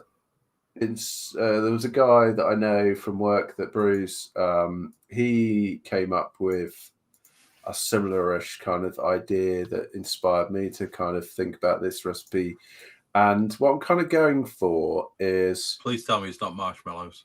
It's a smoky kind of marshmallowy sort of brown ale. Yeah, so I'm going to use some biscuit malt in there. Okay. I'm going to use some Provoke. Have you ever heard of Provoke hops? I've been accused of provoking, but I've never used Provoke hops, no. Yeah, or Provoke or Provoke. So this is a pelletized hop that they have used wood dust, effectively like compressed that into the hops. That sounds horrific. So you are effectively kind of adding like a barrel-aged wood to the beer. Wow. I mean, this is like probably more on the experimental end of you think brewing. Yeah, so I'm going to use Talus, and I'm Okay. going to use Chinook. So I want that piney thing from the Chinook, and I want the sage,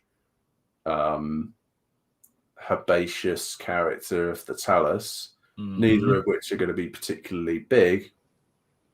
And I am also going to use vanilla and potentially some lactose in there as well. But I would probably leave the lactose out.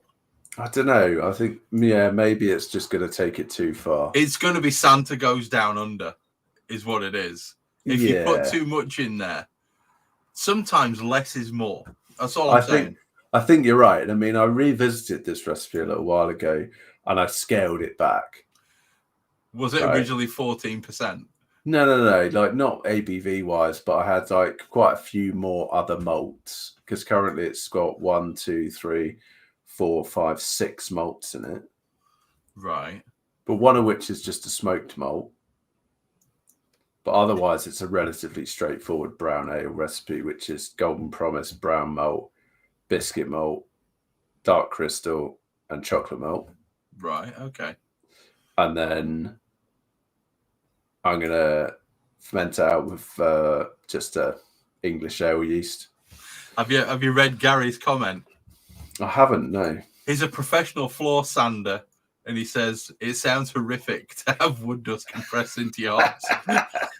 Well, we'll see. We'll see. So you get two versions of Provoke, which is an American version and an English version. So they've obviously used American hops or English hops, and then they've added in that oak dust, effectively. I mean, it could be phenomenal.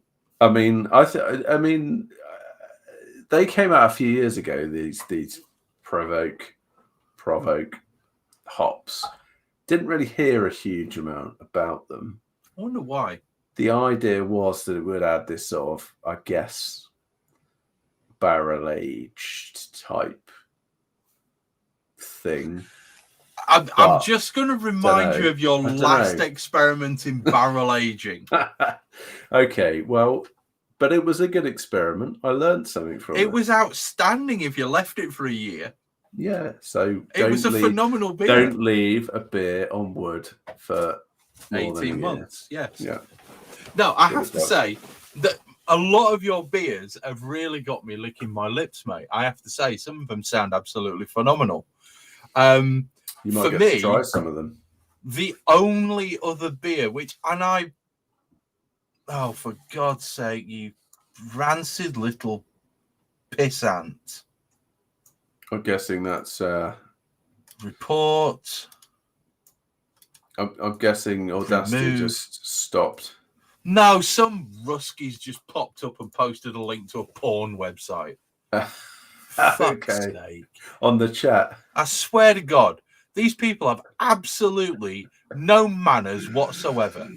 Fuck off and eat some cabbage, you prick. Right. As far as my this last beer, okay. Now tell me if this just sounds crazy. All right, feel free. Tell me I'm a nutter. Right? I'm planning on doing a Pilsner, but I'm planning on adding no souring, but I'm planning on adding raspberries and hibiscus. Okay. But without the sour. Fine. Is it going to be too sweet? I guess your raspberries are going to dry out. I don't know what hibiscus is going to add. There's a risk. I really like the hibiscus flavour. Personally, I always find raspberries can often add quite a lot of astringency to a beer, if I'm honest. Now, I think it's probably better if you use a raspberry puree over actually using raspberries. I would. You know, I think purees, it's the seeds that add the stringency. They tend to give an almost almondy flavour, which I'm not sure that I like so much. You remember Matt Calaby when he first did the was it a mango Hefeweizen that he did? Oh, it's the apricot Hefeweizen. Apricot. That's probably got to go on the list. That definitely has to go on the list, to be fair, because that was an utter banger. I haven't tried it. I haven't had the pleasure of trying it. My good Lord, mate. I sat for 40 minutes nursing that pint. This is after I'd basically done half of it in 4 gulps. It was a stunner. So slow down, Chris. It was literally, it was a slow the fuck down. This is going to go. We don't have any more. It uses a certain type of fruit puree that you buy off of Amazon, and it comes in litre pouches with a screw top. It's a silver packaging. I can't remember what it's called. But he did this apricot wheat, and I bought some of the fruit puree for making non-alcoholic cocktails. And I remember trying the raspberry puree, and it was so good. I had to add Jack Daniels to it. It was amazing. But the wife she quite enjoyed it. In fact, I don't know if the wife actually got any. It might have just been me making a load and drinking it in front of the telly. But it was stunning. It was amazing. And I really want to try the hibiscus with the raspberry puree in a Pilsner base. I just want to see how it turns out. Mainly so that I can do one with blueberries and hibiscus and one with raspberry and hibiscus, and have a Matrix themed film night at my place with the red pill, and the blue pill. All right. That sounds great. I think it could work. I think it could work quite nicely. I just love the hibiscus flavor. I think it's really nice. Yeah, I can't in my mind pinpoint what hibiscus tastes like, but I know I do like it. Go for it. The other thing for me is hibiscus flowers was part of World of Warcraft. So it's kind of hints back to World of Warcraft with the wet one where you go to after you've left. Don't know, never played it. It's in Burning Crusades anyway. But yeah, that was the whole thing for me with that. So I do believe that we're an hour and 20 minutes into this and we've yet to do a commercial break. I was about to suggest the same thing. We've got to, because I have a very, very, very special beer in that fridge that have I really you? want to drink. Oh, yes. I happen to have a very special beer too. I happen to have two very special beers. We may have to have two commercial breaks on this one. So, guys, amuse yourselves for a minute or so. Owen, you talk to the people about wonderful stuff. I'm going to go and siphon a python and grab a beer. Well, I'm going to probably talk to them about my commercial beer. Well, don't do that because I won't be able to listen. All right. Well, I'll talk about one of my other beers. Okay, you do that then. I'll be back in a minute. So, what else is on my list? My list is slightly longer than Chris's. It's an ambitious list. I think there's 20 or so beers on here. I've got to start trying to brew more for the hand pool. One of my favourites, actually, is the Dead Pony Club clone, which there's some pretty decent clone versions out there. There's even an official version that Brewdog has released, as they do publish all of their beer recipes in homebrew format. And I've brewed the Dead Pony Club a number of times, and I really want to try it on the hand pool. A hoppy, sessionable beer. So I'm going to have a crack at that and see how that comes out. And I will probably rebrew the Shadow Beast Black IPA, which I think has been an absolute winner the two previous times that I've brewed it, which again is an elusive brewing recipe, which is also on their website. If you go to Elusive Brewing, I'm not sure what the exact website name is, but Google that and you'll find it. So they are a UK-based small craft brewery. Well worth a dabble if you are interested in a black IPA. I've made it twice. It's excellent. And another beer that I'm keen to rebrew that I made a couple of years ago, probably 3 years ago, is Zombie Dust, which is a clone from Three Floyds, which is an American brewery. It's a pretty famous craft beer, and this is an all Citra IPA. And I made it once before. It was pretty good, and I want to revisit it, given, I guess, how much further my home brewing has come along since 3 years ago when I first started out. So I'd like to have another pop at doing Zombie Dust. But I am partly acknowledging how many beers are in the 7% plus category on my list of things to brew. Probably I'm going to need to mix it up. We'll see. We'll see about that. Anyway, Chris is just flown straight into cracking a beer open. Do you want to go? Do your commercial slot? Can I do it? Do you mind? Go nuts. Ooh, yeah. We're going dirty. We're going dirty. Now, the reason why I went for the apricot and not the peach, which I've got, is it peach? The other one might be peach. So, what is this for the benefit of our podcast listeners? Sorry, yeah, because people are listening and not just watching, aren't they? So they can't see. It's by the Colonel Brewery in London, and it is a bière de saison with apricot, a 5.1% ABV beer, which literally on the back says bottle conditioned beer, store upright and pour gently, if you prefer to leave the yeast sediment inside the bottle, which I don't really care about. It was bottled on the 12th of the 1st, 2021. And it is a blend of saisons re-fermented in the tank with 500 grams per litre of whole British apricots. It contains water, hops, sugar, yeast, barley, oats, and wheat. And it's made by the Colonel Brewery on Spa Road in London. Now, this is one of those beers where I have wanted ever since Tricky or somebody, it might have been Owen or it might have even been Andy, who actually had a bottle of the Colonel on one of the podcasts. And I have wanted this ever since, to the point where I've got a clean glass from off the shelf with a few fingerprints on it, but a clean glass, and I'm going to try this one. So was it, I'm pretty sure it was Tricky, wasn't it? Was it this exact beer? It was the apricot saison from the Colonel. I think it may well have been. Now, I've wanted to try this for rather a long time. Look at that colour.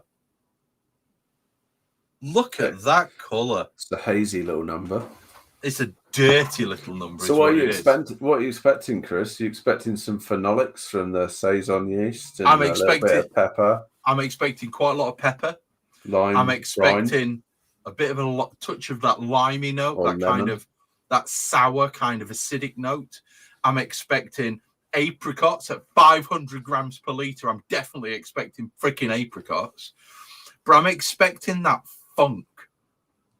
I'm expecting that funk that you get from a really good saison. Wish me luck. We're going for it. Yeah. All right.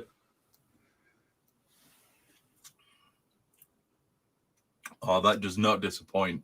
I remember Tricky waxing lyrical about this beer. I get white pepper. Yes. I get white pepper like that straight away. First thing I got. And then I just get a wave of apricots, and I get a hint of salt. All right. I'm getting a small amount of what could be considered goaty, kind of funky, a little bit of funk on it. But overriding flavour is I get a hint of sourness, not too much actually, which I'm quite pleased about. Not a load of it, but basically it's just a really nice, rounded, fruited, peppery, dry saison beer. Beautiful. This is out fucking standing, and I've only had one mouthful. So, boom, it's going to be gone in about 6 seconds. I get more of the goat on the second mouthful. I get more of the sour. I'm still getting that fruit overriding my palate, that wonderful sweetness of the apricots that's just sitting there. I could tell you the story about my dad's apricot jam, but I won't. Basically, Dad forgot that apricots have a shitload of pectin in. He made a load of apricot jam when I was a kid, and the only way we could get it out of the jar was to smash the jar. Like, why? Because you had it by the slice, mate. You couldn't spread this shit. Okay. It literally jellified, and it was solid inside the jar. So what we did was we broke the jar gently, like we scored it with a glass cutter, and cracked it down the line so there were no shards of glass in the jam. We scraped off the bit round the cut anyway, and then literally sliced the jam and put it on toast because it melted quite effectively on hot toast. Okay. So that's the flavour that I'm getting. I'm getting that jammy fruit note, but it's much drier than that. It's so much drier than that. Have you had this? No, I haven't had it, no. Mate, Rainville Superstore, get yourself a bottle bought. This is fantastic. What a beer. Amazing. What a beer. Just heavy, heavy fruit with a hint of sour and a touch of goat. I love a bit of goat. You're making me jealous. Fucking hell, that's a good... pardon my French. That's a damn good beer. I'm going to open this with intrepidation. Wow. The sourness is really coming through now. That's a bloody good beer. God damn it, Tricky, you were right.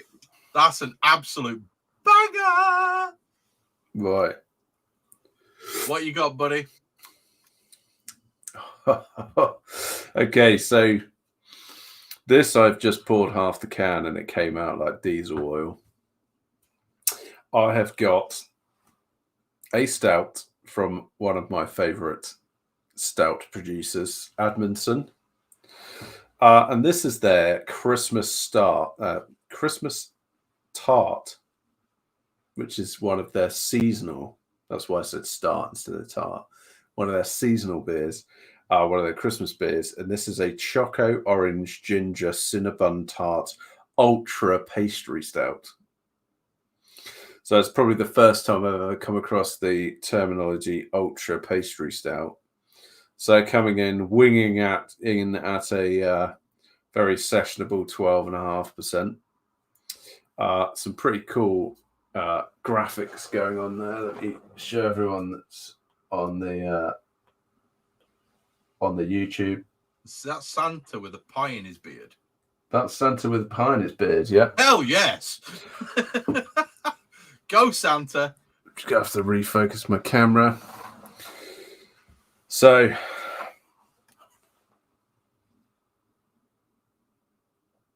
I mean, I'm getting orange.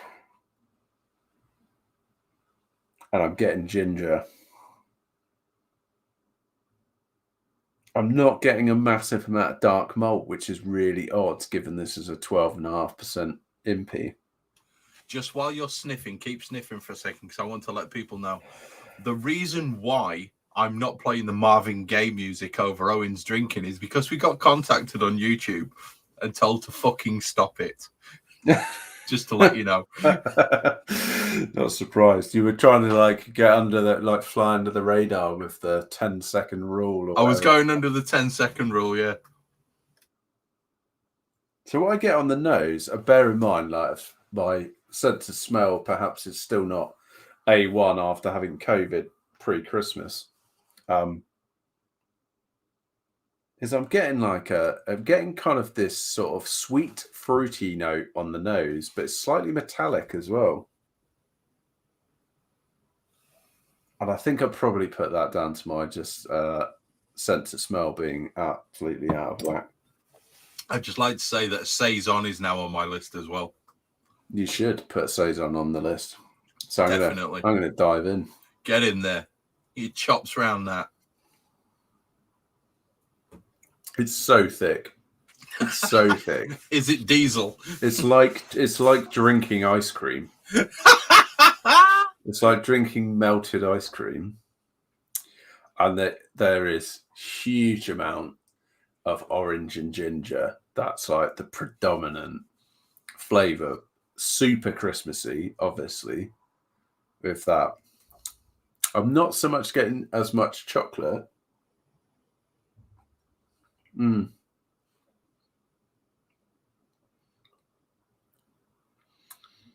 It's kind of the thing with the Admonson beers, and I've probably said this before, is it's one of those kind of stouts that you open and you know whatever is crazy descriptions of the flavor of whatever the beer is, Choco Orange Ginger Cinnabon Tart, you know that's what you're going to get. Like you're actually going to open it and you're going to drink it, and it's going to be every one of those things. As opposed to sometimes when you open stouts and it's like, they're like tiramisu, this, that, and the other, and you open it, it's like just tastes like a stout. It's incredible. Incredible. I love you, Admonson. I've yet to have a bad beer from Admonson. I've actually got. You remember the last time I reviewed an Admonson stout? Yep. I said I've never had one of their pale beers, and I do actually have one in the fridge, which is one of their double IPAs, unsurprisingly, and it's called the Lean Green Lupulin Machine. I'm pretty freaking excited to drink that. I'm guessing it's a hoppy number then.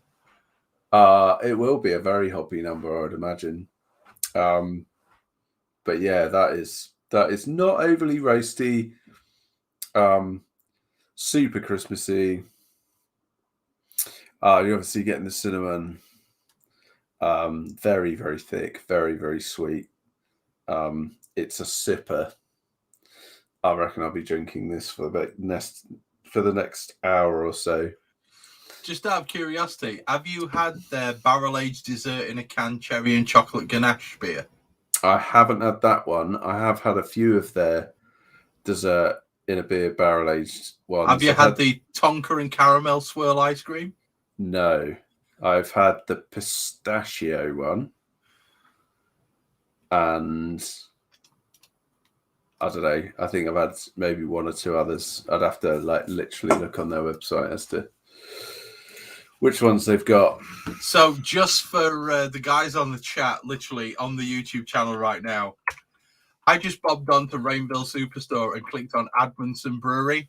Those are the beers they've currently got in stock. Help yourself. Have a look. They've got quite a few. Help yourself. Help yourself. So yeah, that's pretty awesome. That's pretty awesome. I do like the sound of that beer, although it does sound a bit thick for my liking. It is very thick. Is it chewy? It's chewy. It's Would chewy. Tricky, it's big. Would Tricky say there's a lot going on there? He would. There is a lot going on there, and you would get that just simply by the description. It's very seasonal. I probably missed the boat in terms of the Christmas thing, but is it a banger? That's good. That's what I'm still goating my way through this one. It's a winner. That is so good. The thing with those barrel aged dessert in a can is they are only 330s. They are only 330s, and £8 for a 330 is it's probably pushing it. Well, maybe not. It's barrel aged at the end of the day, but get this. So you know Richie Brooks? Yeah. You know the barrel aged beer addict support group that we're all a member of? We are. Yeah, he's just posted a picture of two of those cans. One of the ones you're drinking, and what looks like Santa riding a snowboard. Yes, lad. Yes. I think that's Sticky Fingers, which is I don't know what it is, but it's their other ultra pastry stout. Well, to be fair, Admonson sound like they're knocking it out of the park, so you know. I just skipped to the next picture, which is when selfies go wrong. Which is hard to describe. We'll just leave that one there, shall we? Yeah, I would. Yeah. It's not safe for work. No. So whilst we're both chewing our way through our amazing beers that we've decided to pull out for commercial break number 1, because I think I've got to do another one. I have to do the other. I won't be joining you for commercial number 2. You'll still be chewing through that one. Well, yeah. I'm going to go with the other Colonel beer that I've got, the other Bière de Saison. So, yeah, Stewie, I hope it goes well for you too, mate. Get yourself sorted out. You're a top lad. Read the chat if you want to know what that's about. I have. I want to talk about any equipment. Just quickly, skating over the top, what equipment are you planning on buying this new year? Are you planning on buying any equipment this new year? I know you've got your B80 with your laser cut bottom plate and all your bits and bobs and all that other stuff, and you've retired the watering can, which makes me sad every time I hear you say that. But sorry, I've managed to look into my brother, who's an engineer, has a friend with a laser cutter. Oh, wow. And my brother being an engineer, he has vast amounts of stainless steel. Now, he can weld like a demon, which means I have a custom laser cut 3mm. What do you call it? What's the thing? What's the word I'm looking for that goes in the false bottom? That's the one. Bottom. So I have a custom laser cut false bottom on its way to me, TIG welded with rubber feet, and that's on my way to me pretty soon. And that's going to cost me the grand total of nothing. Amazing. Which is always better. That's my favourite price. I like nothing as a price. And the only other thing that I'm planning on getting is I'm planning on picking up one of the tea pieces from Kegland and an extra carb cap. Not because I want to do what Tricky's done with aerating hops and everything, just because I want to be able to. I've got an idea for a cleaning mechanism. All right. And I'm going to see if I can build that cleaning mechanism. It's still up here in my head. It's difficult to describe, but I do have a picture of it in my mind. And I want to see if I can get it to work. Happy days. So, laser cut false bottom that's just going to keep your bag off the elements. That's the one, yeah. Do you think laser cutting it was maybe a little bit, It's fucking free. Gold plating it? Is it gold plated? No, it won't be. No, it's stainless steel. It's difficult to vermeil it. But it is free, so I don't care. Yeah, it sounds amazing. Yeah.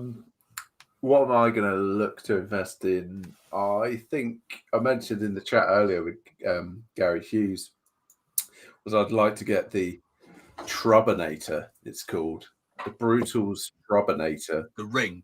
Yeah, so it's like I've got one already, but I can't remember what the brand's called, but it's like a Trub Trapper. I think maybe even that's what it's called. That is what it's called, Trub Trapper, I think. But it's only about this big. And obviously the diameter bottom space of the B80 is like at least twice that. And what I tend to find is that the Trub Trapper just fills up. And there is a lot more trub than what its capacity can hold. So I'm probably going to think about getting the Trubinator, which actually takes it out significantly. It's probably at least twice the size. And it should mean that a lot more of the trub gets captured and I can run off cleaner wort. Not that particularly bothers me, but there are certain styles that actually would benefit from just a little bit less trub in the FV. Yeah, absolutely. There's a lot of styles that would, to be fair. In terms of clarity and stuff. Although it is expensive, really. It's amazingly well-built, engineered, great materials. It's worth the money, but it is expensive for what it is. It's anything for a B8 is expensive, isn't it? It is, basically, yeah. But watering can was 400 quid. Yeah, the watering can, as good as it was, did need to be retired. I miss the watering can. Maybe it will make a little reappearance at some point. Keep an eye on my YouTube channel for a raffle prize, which I rarely. Yeah, maybe I'll raffle it off. I'm coming up for 500 subscribers. Maybe that'll be the top prize. Who knows? I think I've hit 12. Well, you got to start somewhere. Hey, I'll be happy if I make 20. You know what I mean? I do already have the prize plan for if I hit 100 subs on my YouTube channel. No, man, it's like it does. All you got to do is just keep producing content, and it will happen. I'll be doing a couple more tomorrow night. My problem is I'm just not producing content, so I'm producing quite a lot of gas, if that helps. So that what else am I thinking about getting? That's about it, really. I'm kind of done in some respects for a little while. Kit-wise. Kit-wise. Do you know the only other thing that I have to get? The only other thing that I have to get is I have to get another pump. Because as good as the pump is that I have, and as useful as the pump is that I have, I think I need a higher flow rate. So what are you running at the moment? I'm running one of the El Cheapos from the malt miller. Okay. Not an expensive one by any stretch of the imagination. But I'm seriously considering going Riptide. Yeah, I think it's the best in the business, I think, for like homebrew pumps, right? And they're not that expensive, really, the one that I've got from the malt miller was like, I think it was 90 quid or something when it was brand new, and I didn't buy it brand new. I got it off of a mate who bought a pump and then decided brewing the bag was the thing for him. So for me, it's a case of I've really not paid that much for the pump that I've got. I don't really buy equipment anymore. I tend to MacGyver stuff. And I think that going down the route of having a stronger pump is going to be beneficial for me. Yeah, I mean, like, how much is a Riptide? Like 160, 150. It's like, you know, I always make the argument that, like, if you buy something, it's it's expensive, but you use it all the time. Yes. Then it's money well spent. Yes. You know, it was a bit like when I bought a Kamado a little while ago. You know, it was like, yeah, I don't know how much it was, 300 quid or something, which is relatively cheap for a Kamado. But the thing is, I use it all the time. So so as long as you don't buy something that's really expensive that you then never use, then absolutely. You justify it, right? You know, Yeah. how much did your PC cost? You know, a lot. But it's essential. It's essential, right? And you use it literally every day. Every day. Then you don't mind spending good money on stuff that you use all the time. For those of you on the chat, that's what he's talking about. So, and it does this. And it changes colour. Yeah. So, it's all about, as you say, what use are you going to get out of that item? Does that item fulfill the task that you want it to fulfill? And at the same time, is it going to last? Because I'm not going to pay, 160 quid for a pump that's going to die on the third time that I use it. That's essentially where I'm at as far as the equipment that I want to use. So a Riptide is probably in my future. Other than that, I don't think I really need anything else. I've got a big whisk. I need to speak to my seamstress friend and get her to make me some mash bags with a coarser with coarser holes, but with more reinforcing to basically allow me to recirculate through them. But other than that, I think I'm pretty much done as far as kit goes. Much to the wife's happiness. Relief. Really. Yes. Relief would be a good word. So that's all good. Plus, we've got some extremely, extremely big bills coming up this year, so we need to put some money to one side. That's it. You can just spend money on that 10 kilos of Magnum that you want to buy. Yeah, the 15 kilos of Magnum. That's the one. That's it. That's all you need. So, have you done your list of beers? Yeah. With the hibiscus, I'm done. So it's down to you, mate. I think, well, probably the only other one that I've got on the list that I probably want to talk about was just, I want to make, so you and I have probably had a beer from Brett the Bollard, Brett Harmon. Tonka. The legend. The 4-bean. The 4-bean stout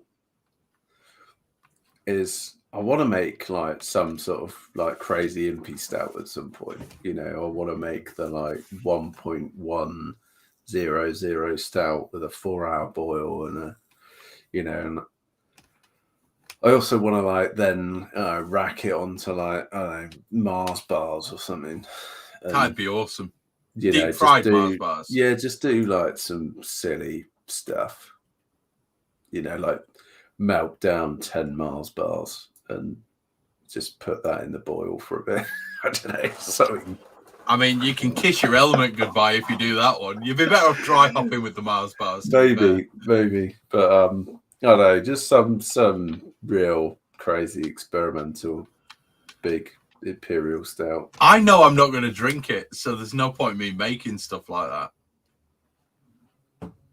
I think it's probably going to be I'm going to be smart this year in ensuring that I think ahead to making sure that I brew the imperial stout in like August, for Do Christmas. it in March. You know, do it in March, fella. I don't know if I need to go that far out. The problem is you're gonna block up a keg Because you don't have enough, do you? Well, sometimes it's dicey. Sometimes it's dicey. Yeah. Well, why don't you just buy a keg specifically for the purpose of putting an impy stout in it? All right. Okay, I will. It's 55 quid. Just buy a keg purely for impies. I'll buy another keg. Because I don't think 8's enough. No, 8 is never enough. So yeah, I mean, and also it's just like I often find that I end up trying to brew beers for the season, but doing it too late, and then drinking the beer past the season that I intended to brew it for. So essentially, what you're saying is you're a whore to a brew calendar. Well, not so much that. It's not a brew calendar. It's just actually I'm saying I want to be a whore to a brew calendar more so than I have been, where I'm going, oh, look, it's sunny and hot. Oh, next brew will be, this. And then the summer ending and I've still got half a keg of it. Well, rather than having it ready for when the sun comes out and I go, oh, this is amazing. I've got the great beer that's just perfect for sitting in the sun with. Yeah, I'd like to have the sour, the hibiscus and the fruited sour ready for the summer when I'm basically off work and I can just sit in the garden and drink beer. But I think the reality is my summers are very, very busy. And they're also very, very expensive for me because the kids going to holiday club 2 days a week. It's 50 quid a day. So it's 200 quid a week for me to, 100 quid a week for my kids to go to holiday club during the summer. And that's expensive.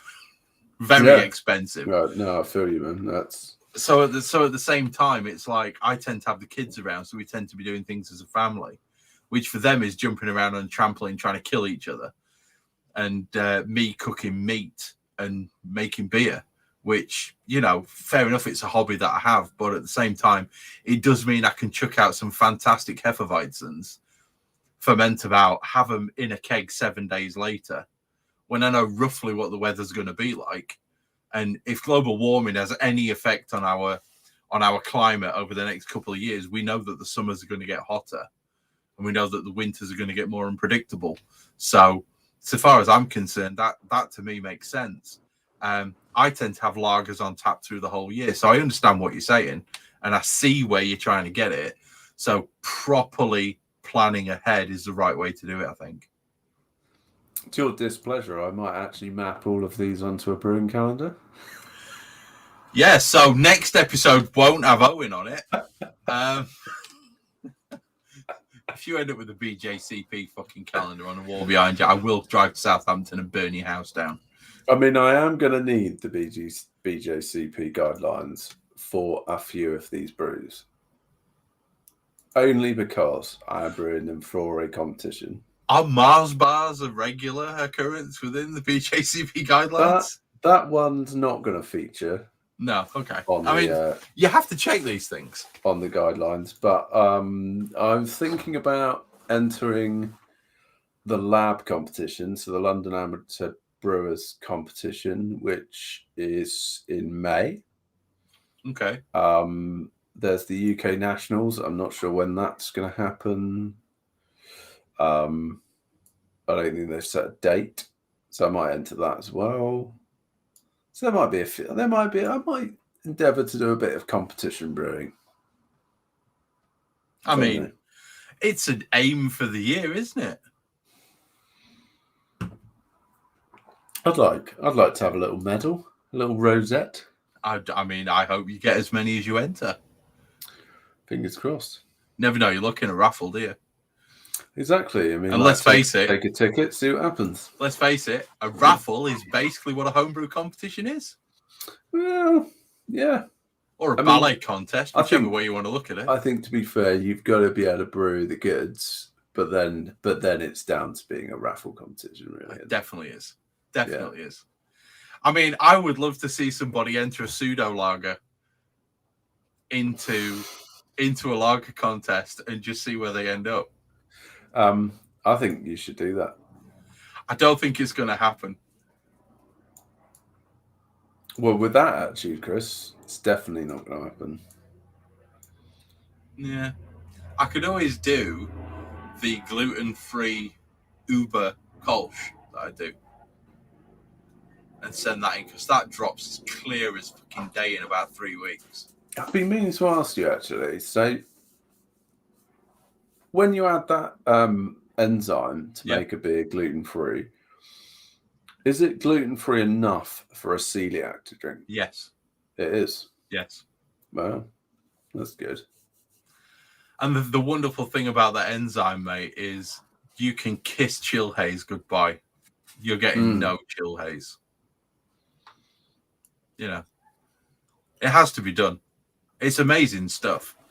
I've got 2 people that I brew beer for, one of whom is celiac, one of whom is just gluten intolerant, so they're not full on celiac. Neither of them have ever had an issue with my beers when I've put the enzyme in. Interesting. Yeah, I've just found out one of my good mates is celiac. Yeah. I was thinking about making him a beer, so do it. It's good stuff. MBS Clarity, it's called. Yeah, it's very cool. I throw it in all of mine because I'll be honest with you, I find that I fart a lot less. Yeah, as do I. I actually add it to most, if not all, of my beers now. Yeah, it really just reduced the gas consumption, or gas production, rather. It's amazing how little you need as well. I mean, you only need half a mil, right? Yeah. But that's enzymes for you. That's how they work. They are a non-degraded catalyst. Well, all catalysts are non-degraded, but it is a non-degraded enzymic catalyst. It's wonderful. As in, you mean it doesn't really matter? It doesn't grow, does it? No. It just... It's degradation. So the enzyme itself is not broken down. It just continues to do its thing for as long as it's in that solution and meets the required substrate. Yeah. So pitch rate, in terms of it's just half a mil, does it matter? Like, because it doesn't operate like yeast does, right? No. There's like a misconception that it's the same as using yeast. Think of an enzyme like a key, right? Rather than like something that grows, it simply goes along and it unlocks things. That's all it does. Okay? So it'll meet these long chain polymers and it just snips them down. That's all it does.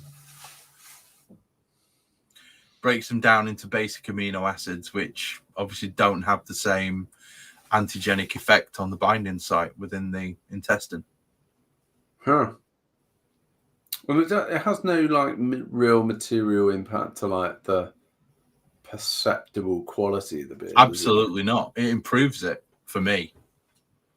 In what way?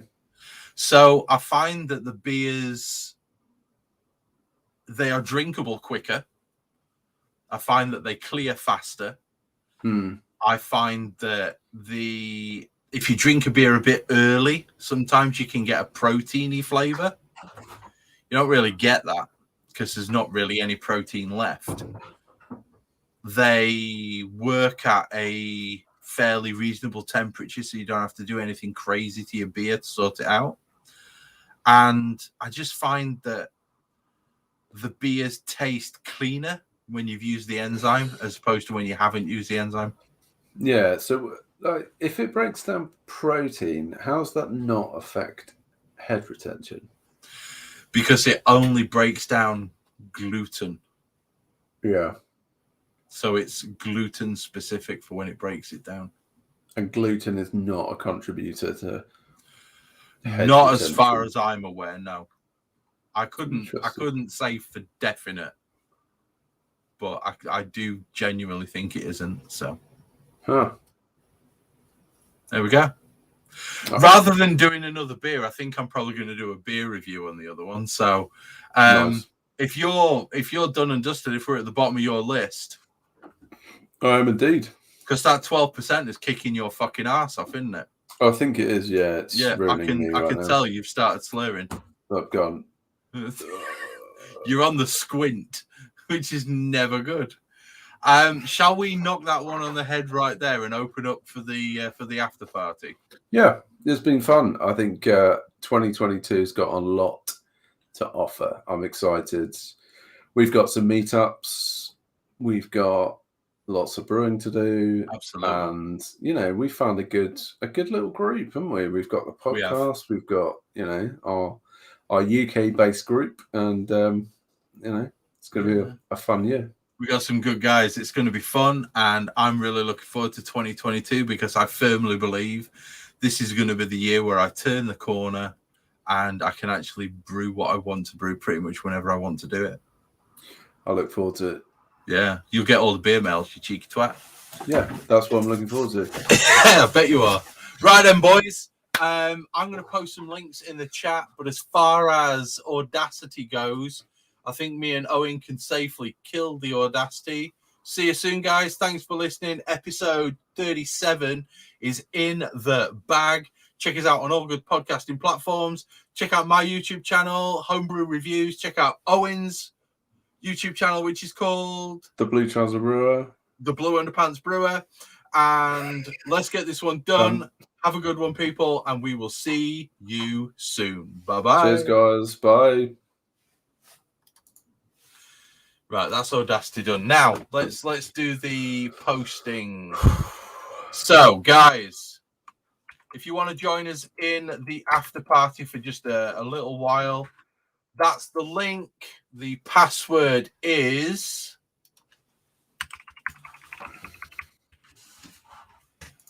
that. So feel free to join us. The password is all about the future, all one word, no spaces. And the link, you just click it. So we will see you pretty soon. Thank you very much. And we're going to end the stream right there. Peace. Hoorah.